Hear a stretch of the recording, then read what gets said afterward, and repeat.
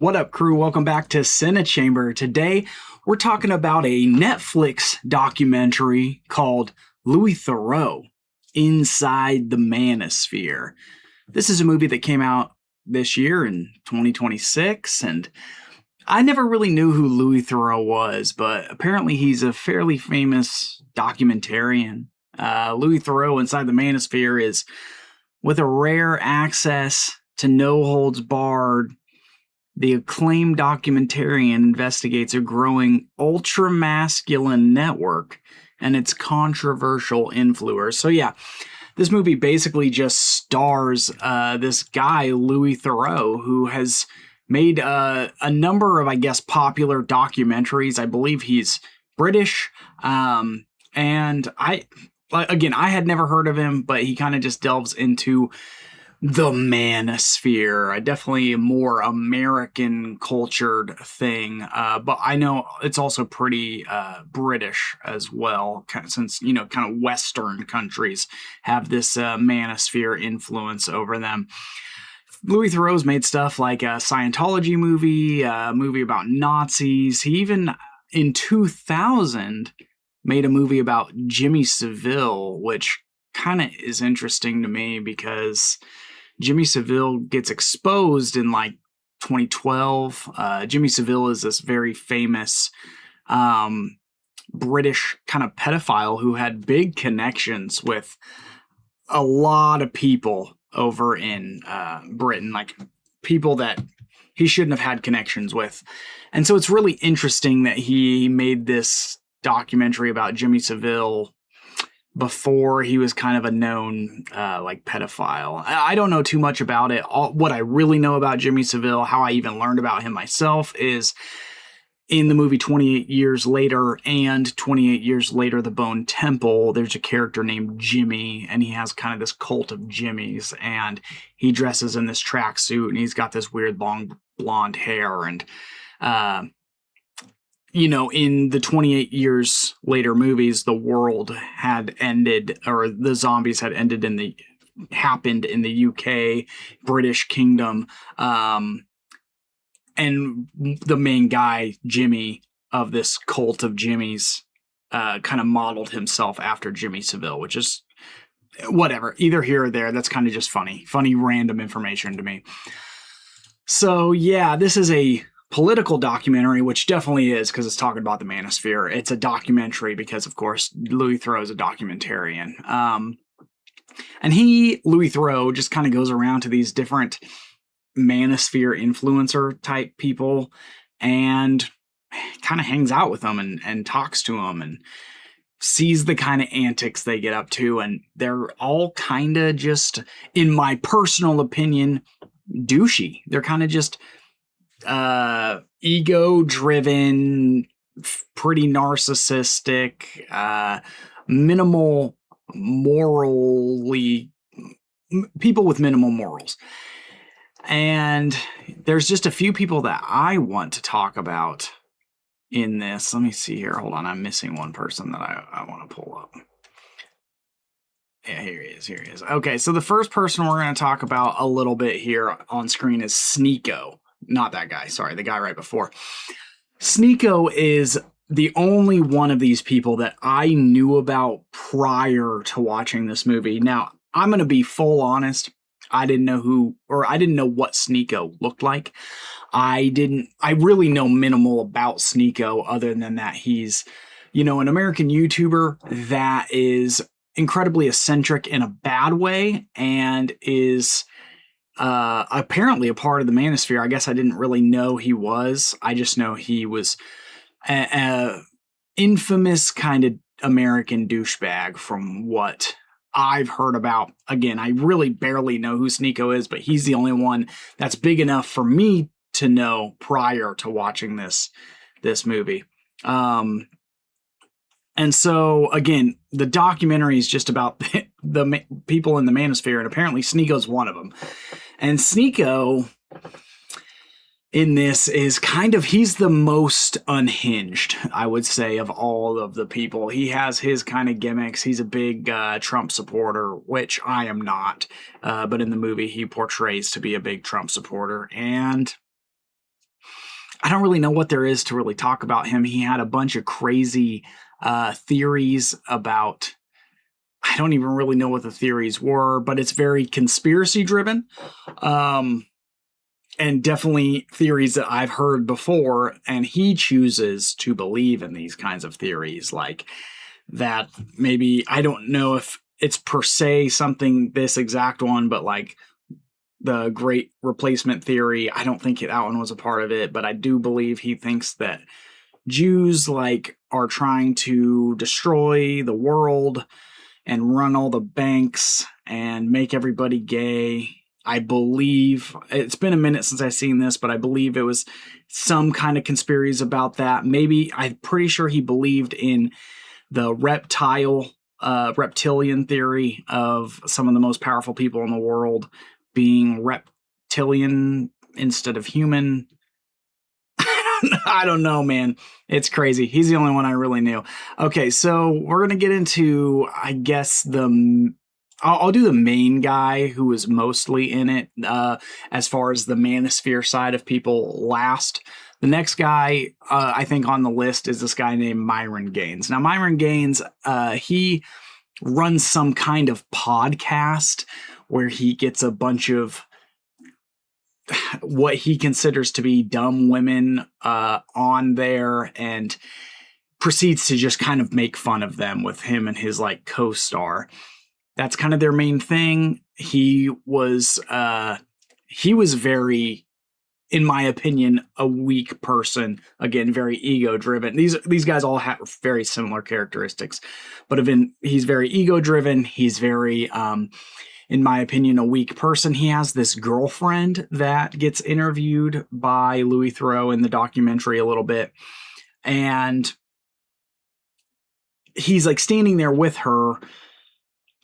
And the interview's kind of weird, you know. They talk about potentially having kids someday, but he's like, I can't right. Myron is like, I can't right now because, you know, I'm trying to build, you know. I'm trying to get all this influence and money, and you know, maybe someday, but not right now. And then after the small little interview they have, he doesn't want her to talk to Louie Theroux or the documentary people again, and he's just really controlling about her and her life, and like he wants her to clean for him all the time, and he doesn't do any cleaning, and he's very adamant about that kind of stuff. And they're very much more that kind of a lot of these people, and him specifically, are much more of the kind of traditional family type dynamics where the guy's the breadwinner, the girl cooks, cleans, makes babies, stuff like that. Myron, I'm pretty sure, was one of them that he slept around a lot, and his girlfriend knew it, and he's like, yeah, you know, like, I'm a guy, you know, I get to do that type thing. It was really weird. One fun scene in this, though, is Myron has Louie Theroux on his podcast, and Louie Theroux offers some pushback to some of the kind of crazy, in my opinion, things that Myron is saying. And that's, you know, one of the more fun scenes. And I believe later on in the movie, Myron and his girlfriend maybe have a falling out. That might be spoilers. It's hard to say if this is even spoiler-free video or not. It's kind of hard to talk about not being spoiler-free. I don't know. It's a complicated gray line here. I guess I shouldn't have said the girlfriend thing. Maybe that's a little bit spoilers. Okay, the next person I'm going to talk about, this guy named Justin Waller, and he's like friends with Andrew Tate. He's friends with people of that level of kind of influence, Manosphere specifically influence. And he has, what did he call his thing? Hold on, I got to look it up because it was insane. He has, because Andrew Tate has like the war room.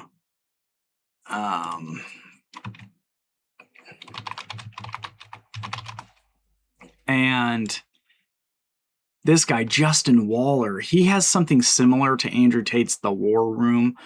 It's something like Break Out of the Matrix type thing where he says, "Give me money and I'll teach you how to be a successful, strong, confident guy like I am." And again, he also has a girlfriend, or maybe it's even a wife, and she stays home. She has a kid or two, I believe at least one with him. He controls everything about her life. He definitely has control of all the money. He very specifically says that. He very specifically says that, she has nothing without him. And he's happy that way. And he also sleeps around all over the place. And sometimes he sleeps with her and other women. And he just, again, is like the other guy. And he's like, this is, she's mono, whatever. She only sleeps with him. And he sleeps around with all these other women. And he's just like, that's what men do. And they all have this kind of back and forth dichotomy of their beliefs versus their actions. And he had a lot of influence and a lot of money from what it looked like to me. And he was also pretty douchey, although he was very truthful and forthright in his beliefs and his actions. And so honestly, I thought he was kind of the most self-aware of who he was of all the people that Louie Theroux talked to. And so he was kind of the most interesting character to me, which we didn't spend tons of time with him. And then the guy we spent the most time with was Harrison Sullivan, who I guess is on TikTok as HS Tiki Talkie. And I only remember that because it's such a stupid TikTok name. I was like, what is that, dude? It's so dorky. And he was like, blew my mind. He was like 23 and he was like a British Manosphere guy. And so that's probably part of why Louie Theroux spent the most time with him, because they're both British. And actually, my wife knew this guy before I did. She knew him from, I believe it was a Love Island, one of the Love Island, British Love Island or something that she watched. And yeah, he was just a real big kind of douchebag too. What can I say? And he was very adamant about like hating OnlyFans girls and finding girls disgusting. But then he would go show Louie Theroux like him getting a blowjob in the bathroom by some random girl, even though he's just talking about how disgusting, like what his term is, slutty women are.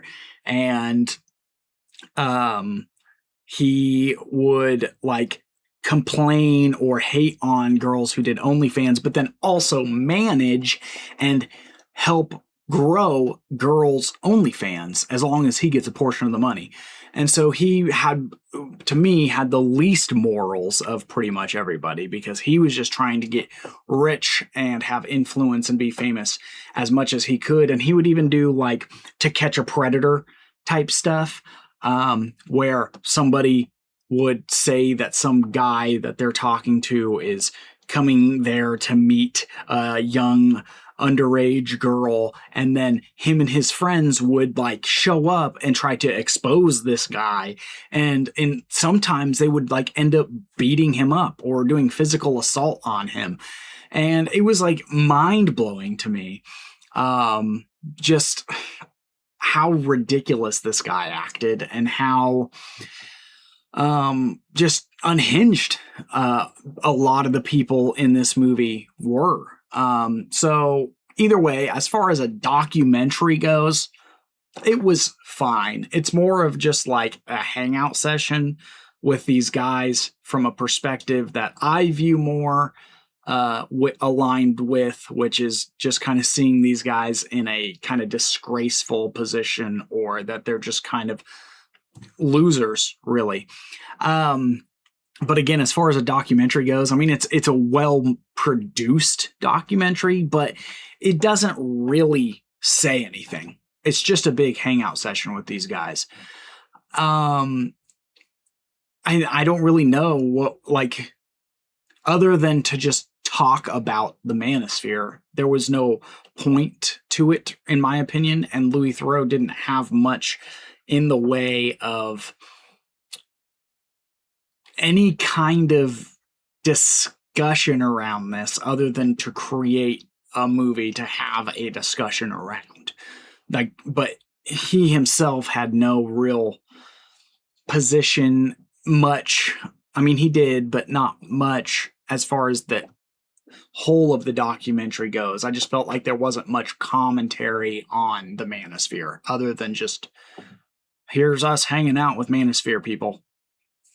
So anyway, yeah, I'm gonna rate this movie like a 7 out of 10 because it's fine. It's a fun, decent movie. It's well made, and the topic I find interesting. So like I'm more apt to give it a higher rating because I think the topic is interesting to morbid curiosity watch. But as far as 2026 goes, I put Louie Theroux Inside the Manosphere right below a movie called Pretty Lethal, which I thought was a much more fun movie. Not an amazing movie by any means, but a much more fun movie than Inside the Manosphere is, which I haven't recorded Pretty Lethal, but that is definitely coming here in the near future. And then I put Louie Theroux's Inside the Manosphere right above People We Meet on Vacation, another straight to Netflix movie, which was honestly a really good, enjoyable romantic comedy. And there's nothing wrong with it in any way. I just don't connect with romantic comedies as much as, I guess, some morbid curiosity about the Manosphere. And then as far as the entirety of 2020 goes, I put Louie Theroux Inside the Manosphere right below A Quiet Place Part 2, which is a weaker sequel to the original A Quiet Place, which is a pretty decent horror movie. And then I put the Inside the Manosphere movie right above another documentary called Surviving Ohio State, which arguably might be a better documentary as the whole. I just wasn't connected to the topic or found as much interest in the topic as I did the other one. So that's kind of my take on this movie. Let me know, what did you think about this movie? Am I wrong in thinking that there isn't much commentary that the movie itself is trying to portray with Inside the Manosphere? Or is this a documentary that you think would be interesting to watch if you haven't seen it? Either way, I really appreciate you hanging out with me today and talking about this movie. I got more spoiler-free movies coming up here in the near future. And yeah, I appreciate you. Have a good one. Oh, and like the video. Thanks. Bye.